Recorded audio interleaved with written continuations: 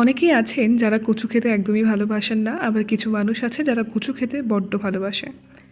আর সেই সব মানুষদের মধ্যে আমি পড়ি। আমাকে যে কোনো কচুঘণ্টই দিন না কেন আমার ভীষণ পছন্দ হয়, স্পেশালি আমার মায়ের রান্না কচুঘণ্ট। বাড়ির পাশের বাগান থেকে মা কিছু কচু কেটে নিয়ে আসতে গেল। এগুলো হচ্ছে কাবলি কচু।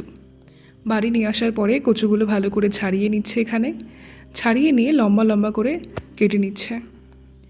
সমস্ত কচুগুলো ভালোভাবে ছাড়িয়ে কেটে নেওয়ার পরে এখানে উনুনে একটা কড়াই বসিয়ে দিয়ে কড়াইটা গরম হয়ে গেলে সামান্য একটু সর্ষের তেল দিয়ে দুটো মাছের মাথা ভেজে নিতে হবে।